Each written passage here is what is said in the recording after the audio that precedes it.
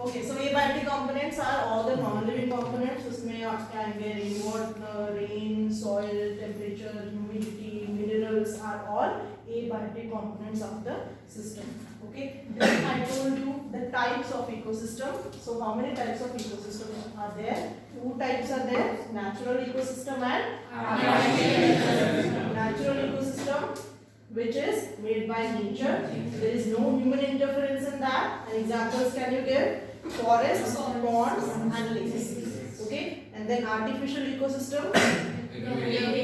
Yes, artificial ecosystem which are made by man. Examples are garden, aquarium, crop fields also. Okay, so garden, I told you one question important, that why aquarium needs to be cleaned regularly, because there are no decomposers. Then I told you the different categories of the consumers. Consumers can be categorized into primary, secondary, and tertiary. herbivores, carnivores, omnivores and parasites. What are parasites? Which depends on the Completely depend on the host organism for the food and nutrition. Examples can you give of the parasites? Lice. Then lice, cuscata. Then tapeworm. Okay, then E. coli. E. coli is a bacteria which is found in human intestines. Okay, so these are all parasites which depend on the host organism completely for their food and nutrition. Fine. So then we talked about food chain. So very important topics we have covered under food chain. First of all, what is a food chain? Then what are the trophic levels in the food chain? What are the trophic levels? What are trophic levels? The different levels in the food chain which involves the flow of energy. What is that thing which is ultimately getting passed on to the next level? That is just the energy. And when you talk about energy, so we have two laws, 1% law and the 10% law. So can anyone tell me what is the 1% law of the food chain?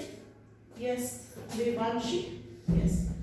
Out of all sun's energy, only 1% energy, that is falling on leaves, is converted from light energy to chemical energy. Yes. So out of the sun, yes, very good. So plants observe how much amount of energy. This is very important thing. Again, I am revising. So for example, from the sun, if the energy falling is 20,000 joules on the plants. So according to the 1% law, how much amount of energy will be observed by the plants? That is only 1% of this 20,000. So you can easily calculate how much it will be. So it is 200 joules of energy the plants will be using from the sun's energy, that is 20,000 joule. It is not always fixed. Okay, this is just an example. So the amount of energy falling on the plants, out of that only 1% of the energy is absorbed by the plants to make their food and to do other activities. Then further, according to the 10% law, so what is the next level of the food chain? What is the next trophic level? So plants are eaten by primary consumers,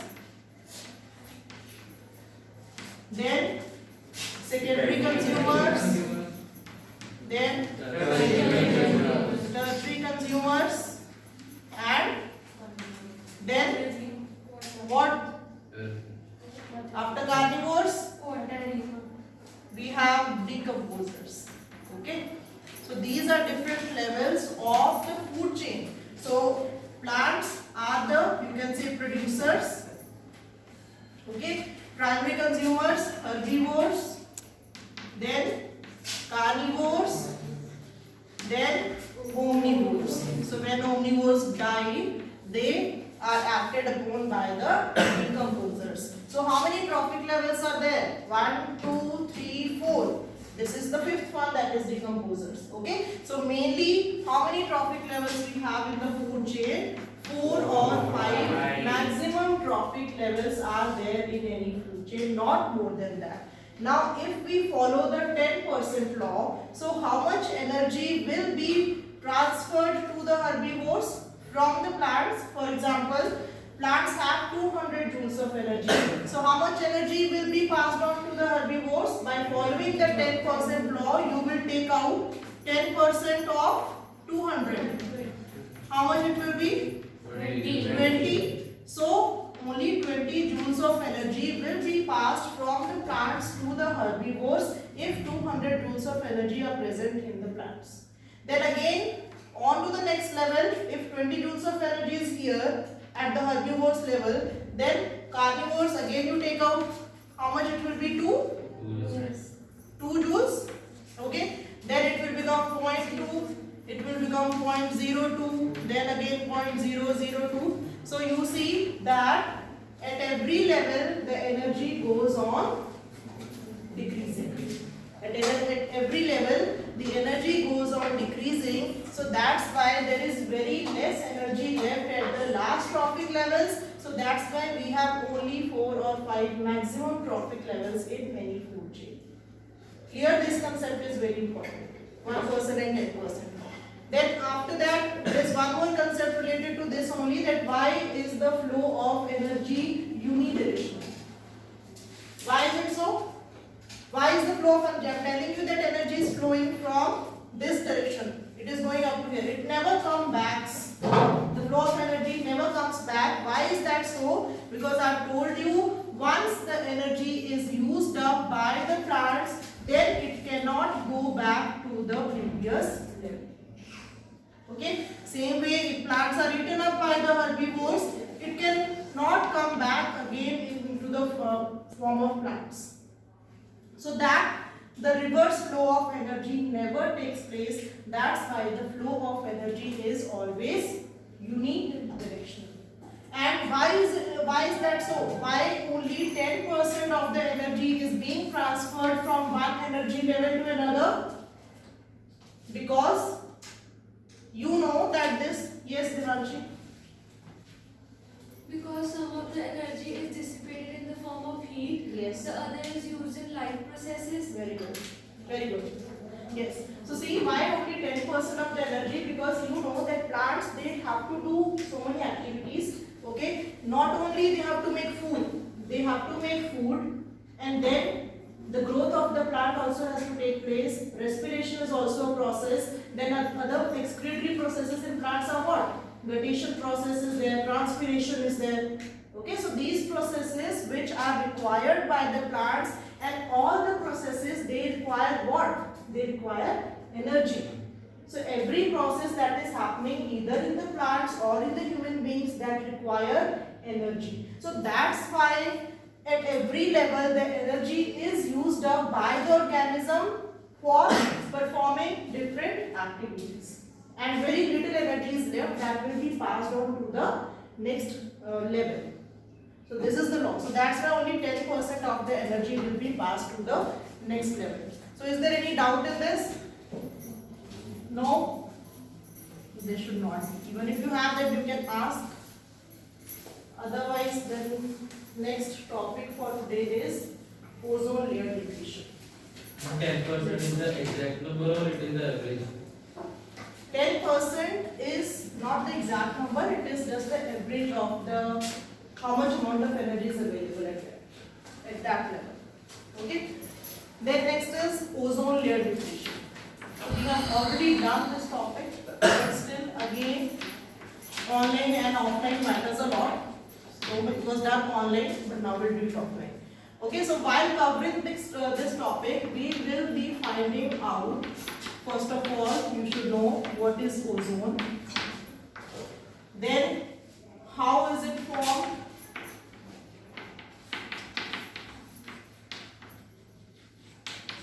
Then, how does it affect the environment?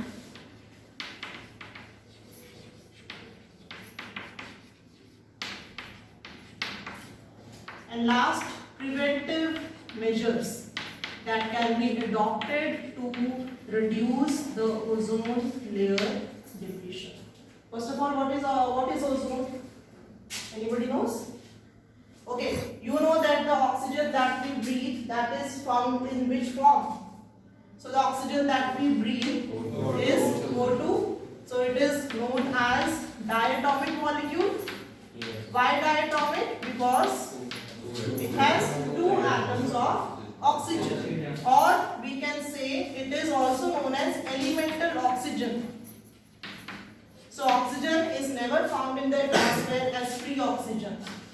Always two atoms of oxygen will combine and elemental oxygen is found in the atmosphere. So we have elemental oxygen in the atmosphere and O2 is the oxygen that we breathe. But what is the formula for ozone then? So ozone is O3.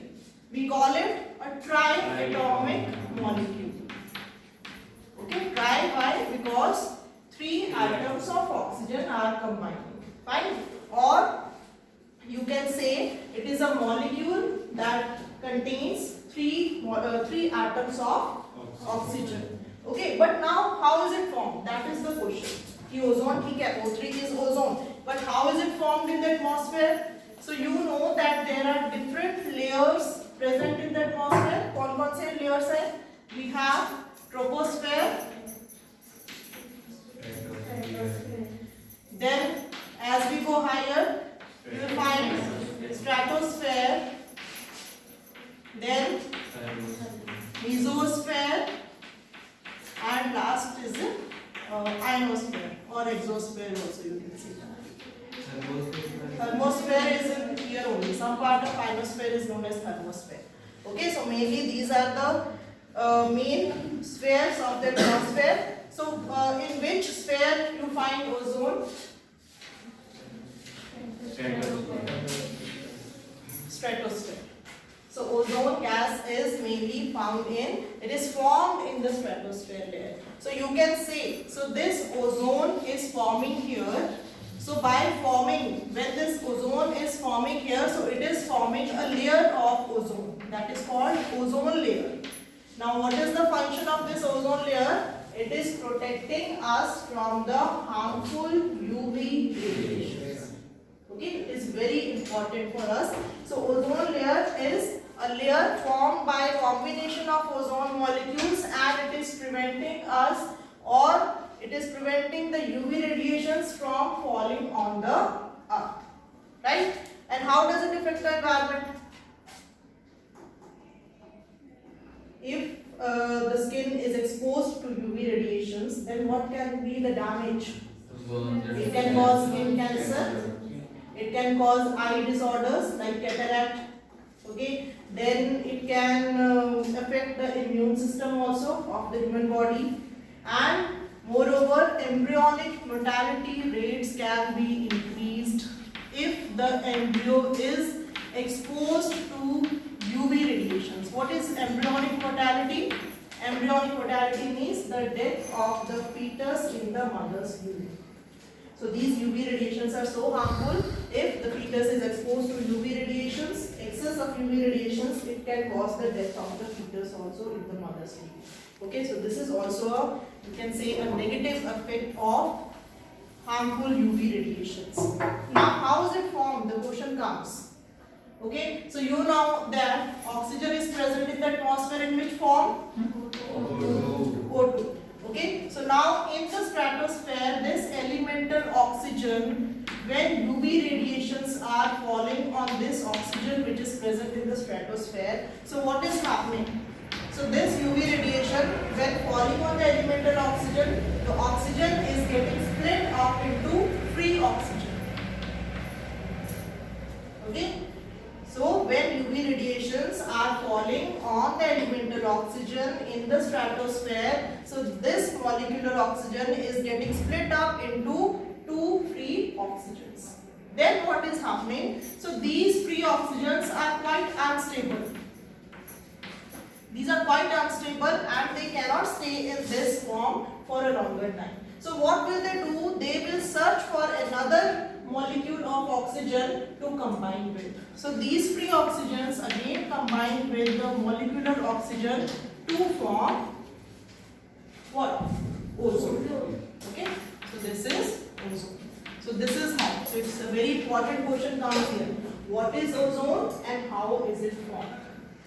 Ozone is a triatomic molecule formed by the 3 combination of 3 atoms of oxygen. And how is it formed? It is formed in the stratosphere when UV radiations fall on the elemental oxygen. It breaks up into 2 free oxygens, and these free oxygens being quite unstable, so they again quickly combine with another molecules of oxygen to form ozone.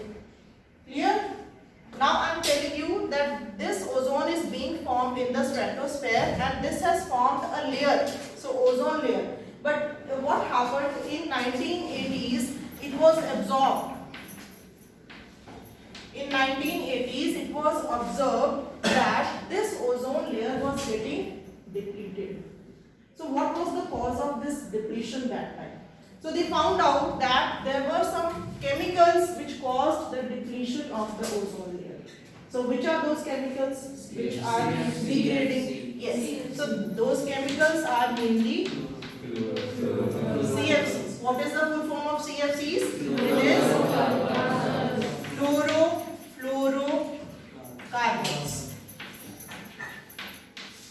Okay. So now chlorofluorocarbons mainly they contain what? Chlorine. So that's why when these CFCs, and these are emitted by what? CFCs are produced by what? CFCs are emitted by refrigerators or fire extinguishers also. Air conditioners, fire extinguishers. So all these contain CFCs harmful. So when these CFCs are rising high up in the stratosphere, so what they are doing? They are destroying the ozone layer. And it was observed that this depletion was at a much alarming rate that time. So what happened then? United Nations, in collaboration with other countries, they signed an agreement to stop the use of CFCs. So that agreement which was signed in 1987, it is given in your book also. On page 262, ozone layer. See, read this one. Last few lines. In 1987, the United Nations Environment Programme (UNEP) succeeded in forging an agreement to freeze CFC production at 1986 levels. So this agreement which was signed, this agreement was known as Montreal Protocol. Okay, so they reduced the use of CFCs that time, and they were successful also. So this depletion of the ozone layer formed what? It formed a ozone hole. Above Antarctica, it was observed that there was an ozone hole which was formed, but now it has been reduced. You can say it has been healed. Why it has been healed? Because of this Montreal Protocol, which frees the use of CFCs. So what are the other alternatives? You can say if they are not using CFCs, then they are using what? What are the alternatives? What are the options available if we are not using CFCs? So these CFCs are now replaced with HFCs. HFCs. That are called hydrofluorocarbons. Okay, hydrofluorocarbons. Because in this, which was harmful? What was harmful? Chlorine.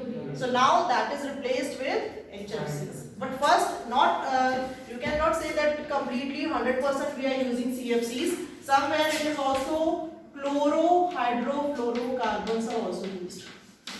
Okay, but still here also chlorine is present. So that's why slowly we will be, you can say, switching on to HFCs completely in the coming time. So that will be stopping the use of CFCs completely. So the ozone layer depletion, that will be reduced to a certain level. Fine. So this is